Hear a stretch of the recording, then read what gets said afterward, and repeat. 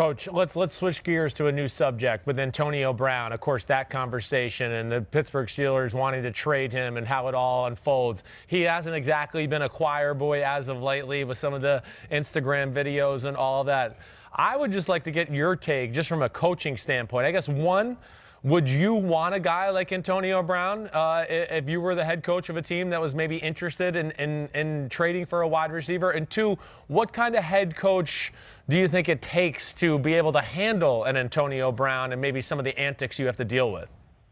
Well, it's different than me, and I guess my thing, I know Mike Tomlin a little bit. If you can't play for Mike Tomlin, yes, or if you can't play for Andy Reid, I used to say that all the time too.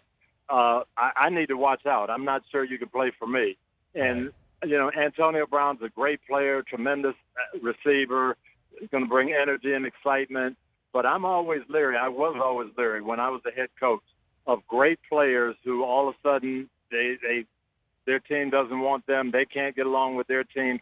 Why is it going to be different when you come to me? Now, sometimes it's just strictly money, and guys are upset about money, and you say, okay, we give him a better contract, he's going to be fine. But with Brown, it doesn't seem to be money. It seems to be different things. I'd be concerned.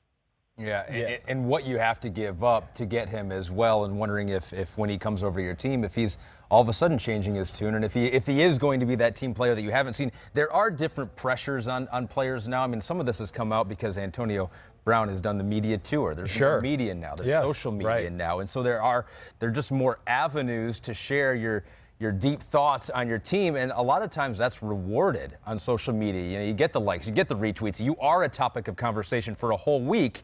Probably good for Antonio Brown's brand that we're talking about him this long, but maybe not for the player. Do you think it's just different for the player now with the media landscape, Tony, than maybe it was even 5-10 years ago? It certainly is different, but I don't think there's a coach in the NFL that doesn't preach that. Hey, we understand the landscape is different, but for us to win, we still have to follow certain parameters. We still got to keep this a team game, and you've got to do that. And so it's not like that hasn't been preached to him. I just think, boy, you better be careful when you bring that into your locker room. Yeah, I'm totally with you, Coach. I mean, I have the same feeling. Your point about Mike Tomlin or Andy Reid. I mean, I know, Mike, I was down in Tampa Bay when you left to become the Indianapolis head coach. I was down there and know Mike Tomlin, and he's got some of the best people skills I've ever seen. So you're right. I mean, if that doesn't work with him, I don't know who it will work with. It is. It's the buyer beware. Good luck. Right, Good luck. Exactly. Yeah. Now, you had no, personalities like that when you were with the Indianapolis Colts. But, okay, I mean, I know I spent 1 year with one of those personalities that you were with in Tampa Bay, Warren Sapp.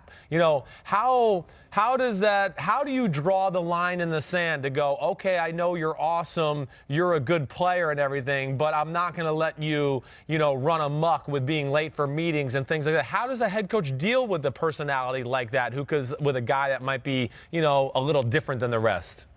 And there are all kinds of players like that. And for the most part, you talk about winning. Hey, here's what we've got to do to win. Here's what I need you to do.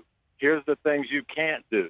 And it doesn't matter how good a player you are. If you can't do the things we need and you're going to do the things that hurt us, we just can't allow that.